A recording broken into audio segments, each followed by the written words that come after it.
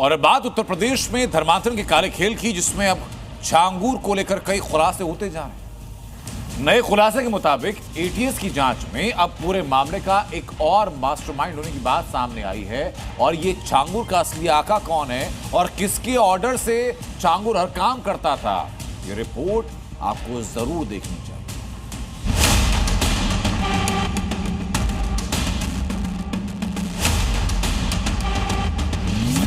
छांगुर का प्लान जिहादी, मास्टरमाइंड पाकिस्तानी।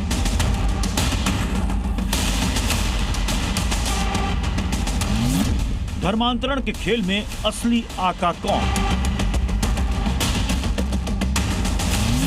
छांगुर लोग सबसे बड़ा खुलासा। जैसे जैसे छांगुर से पूछताछ में परतें खुल रही हैं, वैसे वैसे सामने आ रहे हैं एक से बढ़कर एक चौंकाने वाले खुलासे। छांगुर, नीतू और नवीन, ये सिर्फ तीन नाम नहीं, ये हैं वो तीन चेहरे। धर्मांतरण के खेल में वो खिलाड़ी हैं जो गजवाए हिंद के प्लान पर काम कर रहे थे। लेकिन अब जो खुलासा हुआ है वो बेहद चौंकाने वाला है, क्योंकि छांगुर पाकिस्तान के हाथों का मोहरा था। छांगुर का एक गुरु जो फोन करता था और कॉल के बाद शुरू होता था खेल। लेकिन सवाल यह है कि क्या धर्मांतरण का जो खेल इतने दिनों से चल रहा था उसका मास्टरमाइंड छांगुर है, या फिर इसके पीछे कोई और बड़ा खिलाड़ी छिपा है? क्या मजहब बदलवाने के नाम पर हिंदू बेटियों को फंसाने की यह साजिश और भी बड़ी है?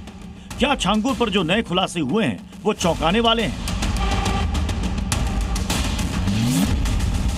एटीएस को सबूत मिले हैं कि छांगुर के पीछे किसी बड़े मास्टरमाइंड का हाथ था।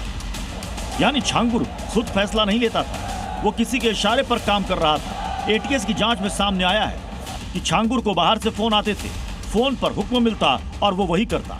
छांगुर कभी एंड्रॉइड फोन नहीं रखता था, पुराने कीपैड मोबाइल में छिपा है राज। हमेशा पुराना छोटा और कीपैड मोबाइल ही इस्तेमाल करता था छांगुर। छांगुर बाबा मामले में यूपी एटीएस को महत्वपूर्ण जानकारी हाथ में लगी है। यूपी एटीएस को यह पता चला है कि छांगुर बाबा को विदेश से उसका आका फोन पर सभी तरह के निर्देश देता था और उन हुक्मों की तामील छांगुर बाबा तुरंत ही करता था। ऐसे में किसी को उसके आका के बारे में पता ना चले, इसके लिए छांगुर बाबा ने बकायदा कीपैड वाला फोन यूज किया था। छांगुर के आका का हुक्म इतना जरूरी था कि उसका नंबर छांगुर को जुबानी याद था।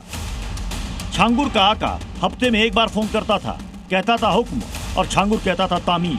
ज्यादा बात नहीं होती थी, किसी को पता नहीं चलता था कि दूसरी तरफ है कौन, बस हुक्म सुनाया जाता था, ये होना ही चाहिए, आका का आदेश है। छांगुर के खेल पर एटीएस पहले ही बड़ा खुलासा कर चुकी है और उसके नेटवर्क को 500 करोड़ की विदेशी फंडिंग मिलती थी।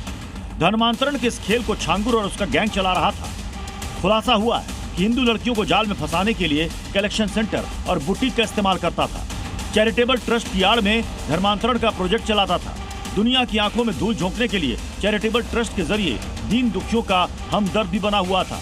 इसमें मदद की आस में आने वाली आर्थिक तंगी की शिकार युवतियां आसानी से उसकी जाल में फंस जाती थी। इसके छांगुर के गुर्गे प्रेम जाल में हिंदू लड़कियों को फंसाते थे और धर्मांतरण कराते थे।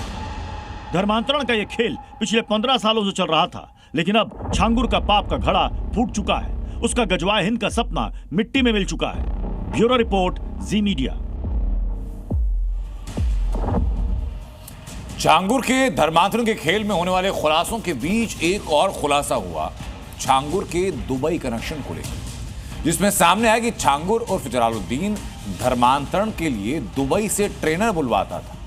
इस ट्रेनर के जरिए लोगों का ब्रेन वॉश किया जाता था और उनको इस्लाम के प्रति समर्पित करवाया जाता था। छांगुर हिंदू देवी देवताओं के विरोध में किताबें छपवाता था और बड़े स्तर पर इसकी तैयारी भी कर रहा था।